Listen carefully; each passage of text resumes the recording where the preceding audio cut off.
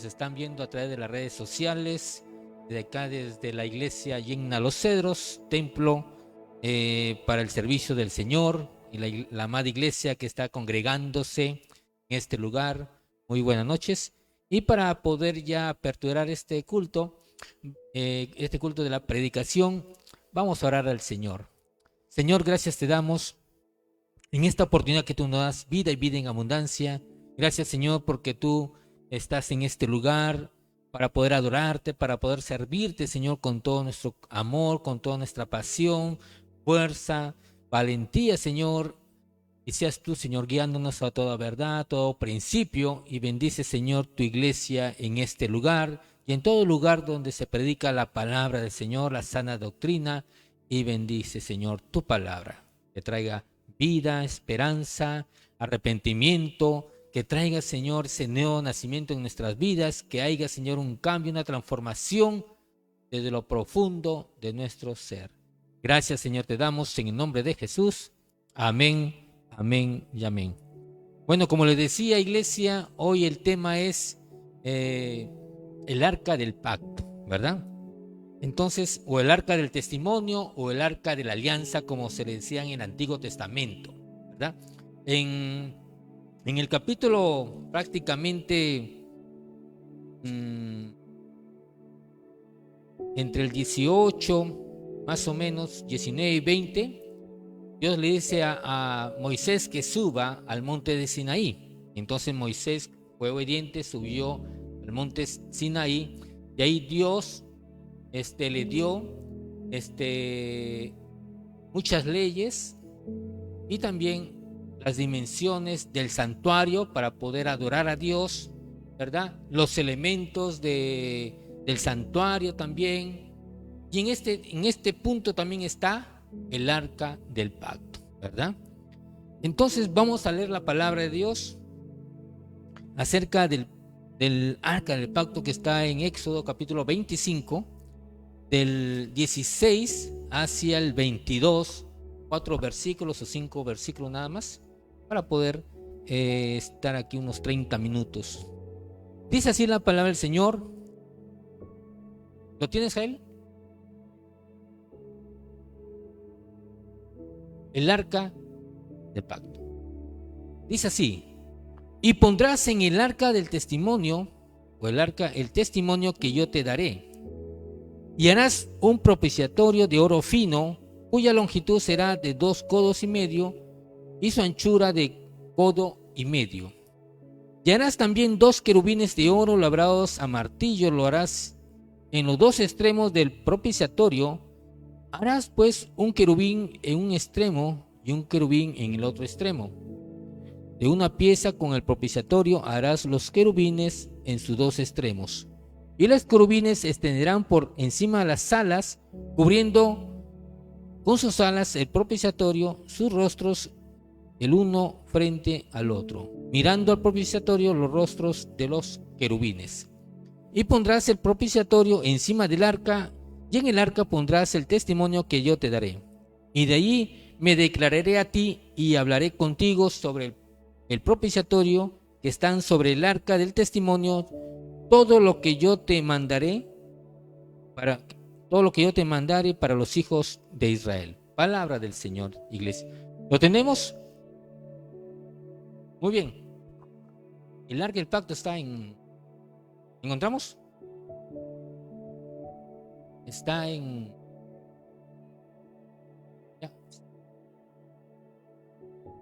Ya sigue más.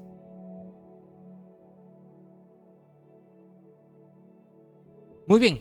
Entonces, iglesia del Señor, Moisés, estando en el monte de Sinaí 40 días y 40 noches, ¿cierto? Ayunando ahí se le dio estas leyes, ¿verdad? Este encargo de parte de Dios, que era el tabernáculo también, pero también el arca del testimonio, ¿verdad? Entonces, el arca del testimonio representaba la presencia de Dios, ¿verdad? Representaba de que Dios estaba con su pueblo y su pueblo estaba con él, ¿verdad? Y que estaba también allí el arca del pacto para poder guiar a su pueblo, guiar hasta la tierra prometida, ¿verdad? Y en el arca era también era una especie de sistema de culto, sistema de ceremonia para la expiación de los pecados de Israel, ¿verdad? Entonces, queridos hermanos, ¿qué había en el santuario? ¿Verdad? O sea, propiamente el santuario. El santuario estaba el lugar santo y el lugar santísimo, ¿verdad? Pon la imagen del santuario que está en el patrón. El ancho del santuario, propiamente dicho, era de 4 metros, por largo era un promedio de 13 metros. ¿Lo tenemos? Muy bien, ahí lo tenemos. Ese solamente era el santuario, nada más. En la otra parte que está encerrado era ya prácticamente toda la dimensión del santuario ya era el cerco ya. Entonces aquí tenemos, queridos hermanos, el arca del pacto que se encontraba en el lugar santísimo, ¿verdad? Era para la expiación de los pecados de Israel, y lo separaba un velo, ¿verdad? Y acá estaba, en la segunda parte estaba el lugar santo, ¿cierto? ¿Y qué es? Habían 3 elementos en el lugar santo. Uno era el candelabro para alumbrar. El segundo era la mesa de los panes de la proposición. Y tercero era el altar del incienso, ¿verdad? Y todo el santuario, prácticamente el cerco, era un promedio de 22 metros y medio de ancho por 42.5 aproximadamente de largo, ¿verdad? Y que solamente los de la tribu de Leví estaban encargados para poder tener al servicio de Dios, de poder levantarle el templo, o sea, el santuario con todos los elementos, y seguir el camino por donde Dios quería que vaya el pueblo de Israel. Cuando Dios quería que el pueblo esté buen tiempo en un lugar, entonces los levitas nuevamente armaban el santuario con todos los elementos para poder también estar ahí Dios, su presencia de Dios en el arca del pacto, en el tabernáculo, y poder también adorar y dar sacrificios también para Dios. Entonces vemos ahí, queridos hermanos, que todo era el sistema de rito, de ceremonia para la expiación de los pecados. Ahí tenemos, también se le dio un diseño cómo tenía que presentarse el sumo sacerdote, los sacerdotes delante de Dios, ¿verdad? Entonces vemos ahí cómo Dios, queridos hermanos, comienza a tratar con su pueblo, ¿verdad? Para la adoración. Con el arca del pacto. Vamos a hablar del arca del pacto. Hemos dicho que en el arca del pacto estaba la presencia de Dios, ¿verdad? Guiando a Israel. Bueno, el arca del pacto era como una especie de cofre, prácticamente de ancho 80 centímetros, de largo era también por ahí 70 centímetros, de alto era casi un 70 centímetros, ¿verdad? Y también era de madera de acacia, una madera muy duradera, y que prácticamente todo estaba enchapado en oro, ¿verdad? Y hasta tal punto que Dios es tan minucioso, hermanos, en sus diseños, que Moisés ni la gente que estaba ahí podía hacerlo. Entonces Dios le encargó a hombres, ¿verdad? Hombres que le llenó de su poder para darle las habilidades realmente para que puedan trabajar con el oro, con la plata y muchas, con muchos materiales también, ¿verdad? Entonces comenzaron a hacer ya la fabricación de estos querubines, ¿cierto? Que representaba también, estos querubines representaban la santidad de Dios, ¿verdad? Porque ahí era la comunión entre Dios y Moisés, ¿verdad? Y ahí también en el arca del pacto estaban también las tablas de la ley que Dios le entregó. Y también estaba ahí también los panes, el maná y también la vara de Aarón, que representa la autoridad de Dios, y el pan representa también la provisión de Dios, ¿verdad? Con su pueblo. Entonces vemos ahí, queridos hermanos, el arca de pacto que también era para la expiación del pecado de Israel, ¿verdad? Huguito, ponme el arca del pacto en la enseñanza. Tú sabes. Muy bien, entonces ahí también está ahí la fabricación. Bueno, este hombre llamado Bezalel, ¿cierto? Era el que trabajó en el arca del pacto, y no solamente en el arca del pacto, sino también en el candelabro, en la mesa de proposición, porque casi todo era de oro, ¿verdad? En el altar también del incienso, y en los atrios estaba también el altar de sacrificio, holocausto, y también el lavacro, donde el sumo sacerdote se lavaba las manos y los pies para entrar al santuario y también al lugar santo, ¿verdad? Entonces ahí vemos en Éxodo 37:1, hizo también Bezalel el arca de madera de acacia. Su longitud era de 2 codos y medio, y su anchura de codo y medio, y su altura de codo y medio, ¿verdad? Entonces vamos a hablar un poco de lo que era el arca de pacto. ¿Para qué era el arca de pacto, verdad? Ponme ahí el arca de pacto otra vez.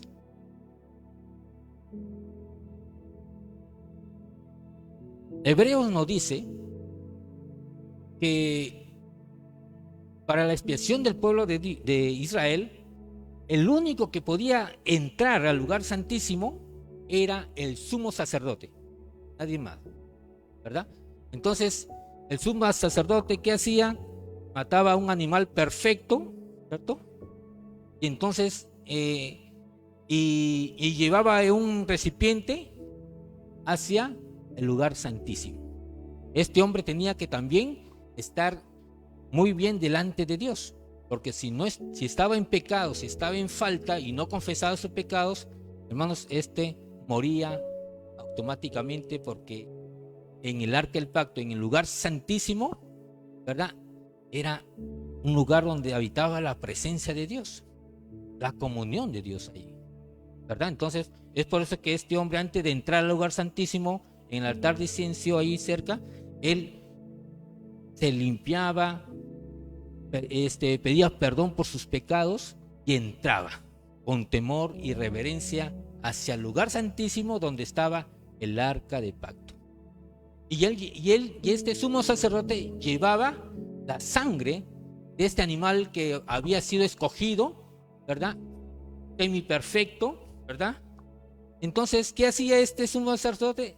Vertía la sangre en el propiciatorio, que era también una fuente de oro que estaba encima del arca del pacto. Y entonces, a medida que iba vertiendo la sangre, iba confesando los pecados de todo el pueblo de Israel y los suyos también, ¿verdad? Entonces, esto se hacía cada año, una vez al año, hasta tiempo X, hasta un tiempo definido, ¿verdad?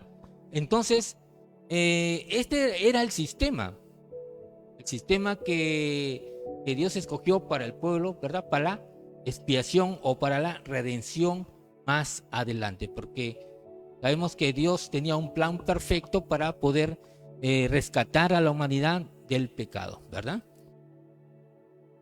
Entonces, envíame la otra, Huito. Muy bien, entonces sabemos que en el arca del pacto, ¿cierto? Moraba la presencia de Dios, Dios guiando a su pueblo con el arca, y a medida que iban llegando a la tierra prometida, ¿verdad? Los líderes iban con él también, ¿verdad? Entonces vemos ahí el arca del pacto, ¿con quién? Con Moisés. En Números 10:35, ¿qué nos dice? Cuando el arca se movía, Moisés decía: levántate, oh Jehová, y sean dispersados tus enemigos y huyan de tu presencia los que te aborrecen, ¿verdad? Entonces, también para el pueblo de Israel, llevar el arca del pacto, el testimonio de la alianza, para ellos era una grande bendición. Para ellos es como que si Dios estuviese ahí peleando la buena batalla, ¿verdad? O sea, prácticamente el pueblo de Dios decía: con el arca del pacto, la presencia de Dios, todo está ganado, ¿verdad? La tenemos fácil. Y entonces, con Moisés iban, se levantaba la tienda y se cerraba la tienda. Se levantaba y los levitas nuevamente la ponían nuevamente para poder adorar a Dios allí en el tabernáculo y también dar algunos sacrificios que el pueblo quería para poder expiar también sus pecados, ¿cierto? Muy bien, sigamos. También el arca del pacto estaba con Josué. Ya Moisés había muerto, ¿verdad? Pero el que le seguía, el líder Josué, iba también, ¿cierto?, marchando con el arca del pacto. En Josué 6:8 nos dice así la palabra de Dios: y así que Josué hubo hablado al pueblo, los 7 sacerdotes, llevando las 7 bocinas de cuerno de carnero, pasaron delante del arca de Jehová y tocaron las bocinas, y el arca del pacto de Jehová los seguía, ¿verdad? Entonces ahí cuando los muros de Jericó cayeron, hermanos, ¿cierto?, por obediencia a Dios, por el poder de Dios, ¿verdad? Y también porque también estaba el arca del pacto, que era la presencia de Dios, y también estaba el ángel de Jehová, ¿verdad? Entonces, queridos hermanos, el pueblo estaba contento y feliz caminando con el arca del pacto, que simbolizaba la presencia de Dios. ¿Con quién más andaba el arca del pacto? Caminaba el arca del pacto con Samuel también y con David, ¿verdad? ¿Quién nos dice en Samuel, 2 Samuel 6:2? Y se levantó David y partió de Baala de Judá con todo el pueblo que tenía consigo, para hacer pasar de allí el arca de Dios, sobre la cual era invocado el nombre de Jehová de los ejércitos, que moraba entre los querubines, ¿verdad? Entonces vemos que de rey, de jueces, de líderes, iba el arca del pacto, la presencia de Dios ahí funcionando, ¿verdad?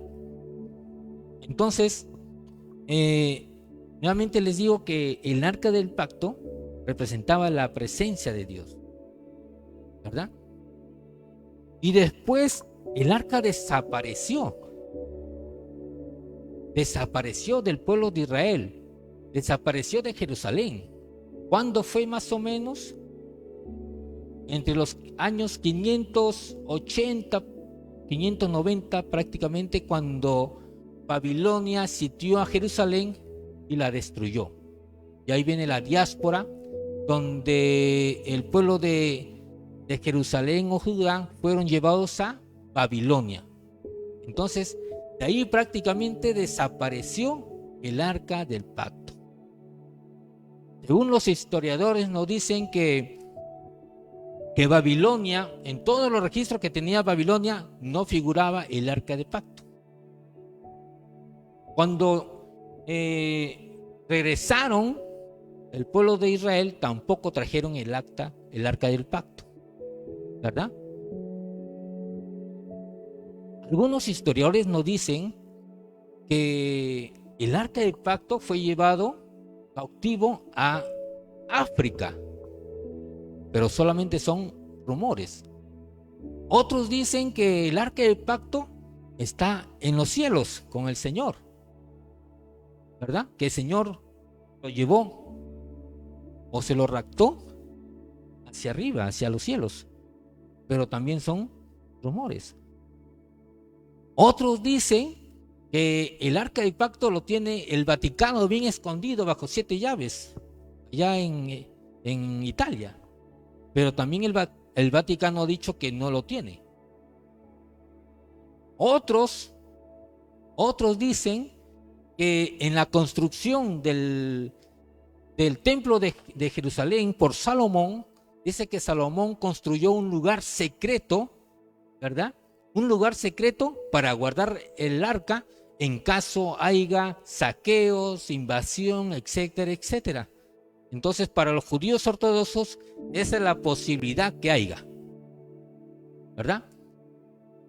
Y otro punto también, como se va a construir el arca, se va a construir el templo de Jerusalén más adelante, no sé en qué año, ¿verdad? Los judíos dicen sí o sí, el arca del pacto tiene que aparecer para poder, quizás, para ellos, ¿verdad?, seguir con la expiación de los pecados de Israel, ¿verdad? Pero hasta el día de hoy, hermanos, el arca no aparece. Si no aparece es porque Dios así lo quiere, ¿verdad? Y para nosotros, como iglesia del Señor, ¿qué nos representa ahora, en la actualidad, el arca del pacto? ¿Qué nos representa a nosotros? ¿Verdad? Para nosotros, como la iglesia del Señor, el arca ya tiene solamente un valor histórico, ¿verdad? Que Dios le dio los diseños a Moisés para que Moisés ya lo envíe a construir. Bueno, tuvo su poder, su unción en ese tiempo del Antiguo Testamento, ¿verdad? Porque era un ritual, una ceremonia, ¿cierto?, de lo que iba a venir más adelante. Entonces, en este tiempo, la iglesia ya no tiene que abrazar, ¿cierto?, al arca del pacto como como para salvación, ¿cierto? Como que ahí está la presencia de Dios en el arca para poder nosotros ser salvos. En ninguna manera, ¿cierto? En ninguna manera. ¿Por qué? Porque, como dicen Hebreos, ¿lo tienes, Huito? ¿Quién nos dice Hebreos? Hebreos es un libro muy hermoso porque nos dice acerca de las sombras de lo que iba a venir, ¿verdad?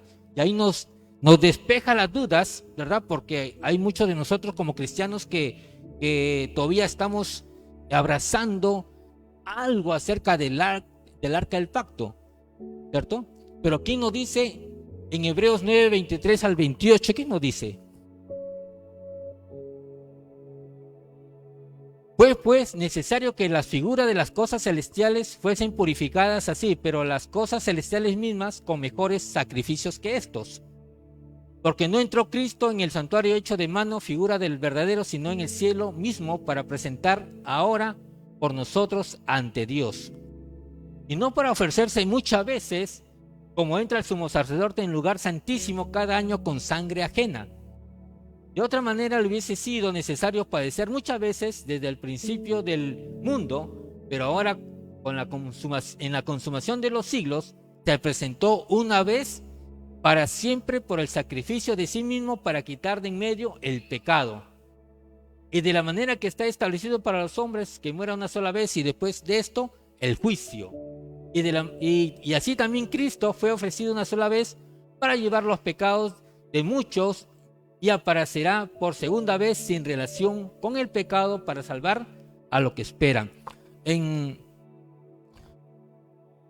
Hebreos 10 también nos dice que eran sombras de lo que iba a venir, ¿cierto? Sombras, o sea, algo como que todavía era, la expiación era algo también que estaba allí, ¿verdad? Y que se dio en el tiempo de Cristo, ¿verdad? Porque en la expiación, ¿qué se necesitaba? Se necesitaba 3 elementos para que se cumpla la expiación. Porque la expiación solamente era tapar los pecados, para apaciguar la ira de Dios, nada más. ¿Por qué? Porque la sangre, que era el primer elemento. Segundo era el animal, que es el cordero o un macho cabrío, ¿verdad?, sin defecto. Y tercero era el sumo sacerdote que entraba al lugar santísimo, que ofrecía la expiación, ¿verdad?, por el pueblo de Israel. Entonces, estos 3 elementos fueron cumplidos ¿por quién? Por nuestro Señor Jesucristo, hermanos, ¿verdad? ¿Por qué? Porque La sangre era una sangre ajena de un animal, ¿cierto? Una sangre contaminada. El cordero también era un animal, ¿verdad? Con defectos. Y el sumo sacerdote era también con defectos, con pecado. Pero Cristo Jesús, hermano, fue perfecto en todo. La sangre, una sangre inmarcesible. Jesús fue sin pecado, sin mancha. Juan el Bautista dijo de Jesús: he allí el Cordero de Dios que quita el pecado del mundo, ¿verdad? Y también Jesús en Hebreos también fue considerado, ¿verdad? Considerado como sumo sacerdote según la orden de ¿quién? No del orden de los sacerdotes de la tribu de Leví, sino que fue sumo sacerdote según la orden de Melquisedec, que es la más alta orden de parte de Dios, ¿verdad? Por su amor, por su entrega, porque Él se dio a sí mismo en sacrificio vivo, hermanos, para el perdón de pecados, ¿verdad? Entonces, queridos hermanos, Jesús lo hizo perfecto, sacrificio vivo, ¿verdad? Entonces, ¿pero qué nos dice John MacArthur? Este escritor importante, predicador, ¿cierto? Y escritor bíblico nos dice. John MacArthur, uno de los más grandes predicadores, escritores bíblicos, dice: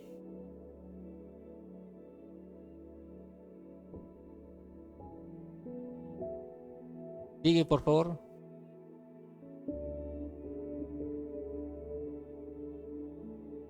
Nos habla acerca del arca.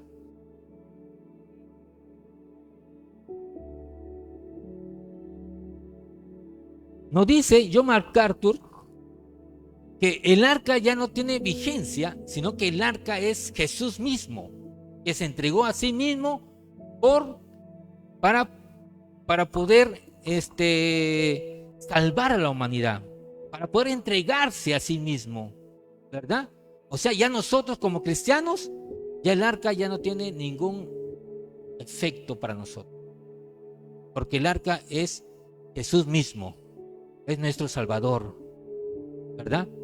Él es el que sacó ese velo que separaba en el lugar santo del lugar santísimo. Ahora nosotros como iglesia, como hijos de Dios, tenemos acceso al Padre, al trono de la gracia, ¿verdad? Ya venimos directamente a ¿quién? A nuestro Señor Jesús, ¿verdad? Para poder pedirle perdón por nuestros pecados. Y Él es fiel y justo para perdonarnos y limpiarnos de toda maldad. Amén. Así es. En muchas iglesias hace como 4 años, ustedes son bien cultos, había una iglesia allá por Lima que mandaba a fabricar arcas de pacto, ya sea pequeñas, otras más grandes, otras un poco más grandes. Las pintaba quizás de pan de oro y las vendía a la iglesia, porque ahí ellos decían que allí en el arca del pacto, o sea, en esa cajita ya ungida por ellos, estaba la presencia de Dios. ¿Y cuánto la vendían?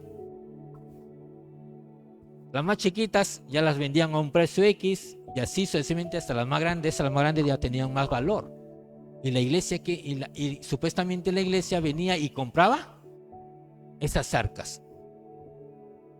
Entonces vemos ahí también que nosotros no tenemos que ser engañados, ¿verdad? Ya no tenemos que ser engañados. ¿Por qué? Porque Jesús es el mismo, es el arca de salvación, el arca, hermanos, la presencia de Dios está ¿dónde? En Jesús, en nosotros, porque Cristo Jesús está en nosotros. Un día nosotros nos hemos arrepentido de nuestros pecados, ahora Él vive allí. Y el Espíritu Santo, que nos guía a toda verdad, a todo principio, está también con nosotros, ¿verdad? Hemos sido comprados a precio de sangres. Jesús, ¿verdad? Entró, se dio a sí mismo una vez y para siempre, y viene por segunda vez sin relación al pecado a llevarnos a nosotros, a la iglesia del Señor. Aún el pueblo de Israel, queridos hermanos, ya el arca para ellos ya no tiene poder, aunque ellos, bueno, en su mente y en su corazón, para ellos todavía no viene el Mesías, ¿verdad?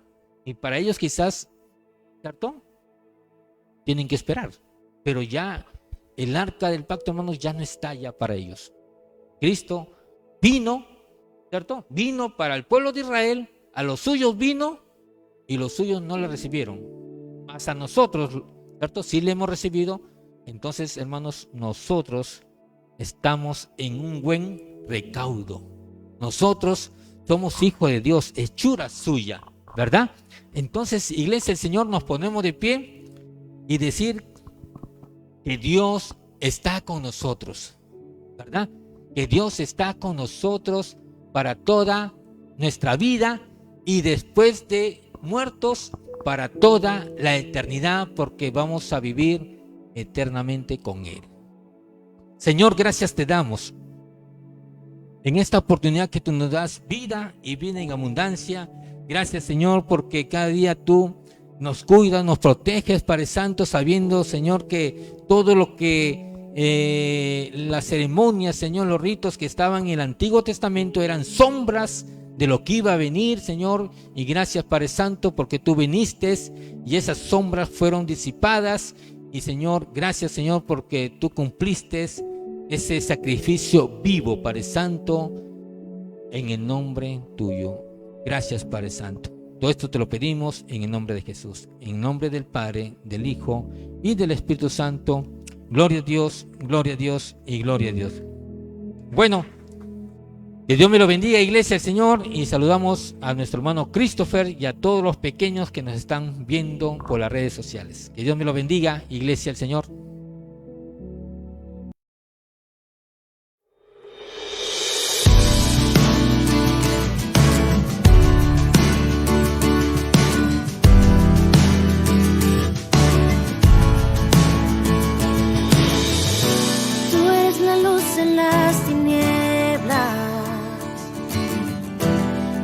Respuesta en la aflicción.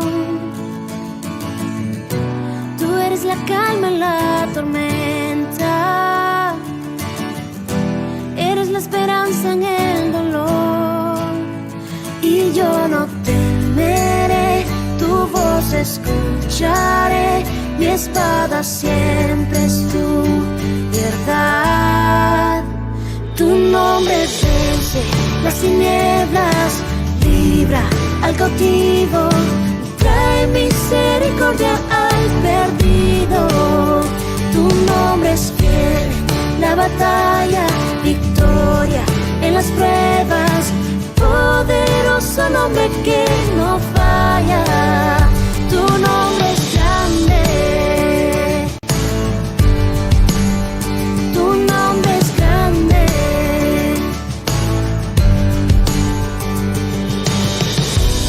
Que tu palabra nunca falla. Sé que la esperanza en ti está. Y sin importar la circunstancia, tu promesa permanecerá. Y yo no temeré, tu voz escucharé. Mi espada siempre es tu verdad. Tu nombre vence las tinieblas, libra al cautivo, trae misericordia al perdido. Tu nombre es fiel en la batalla, victoria en las pruebas, poderoso nombre que no falla. Tu nombre es grande.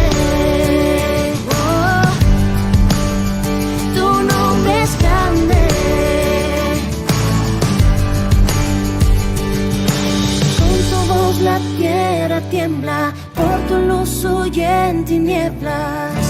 Poderoso es tu nombre, a una voz tu iglesia canta, a una voz tu pueblo clama.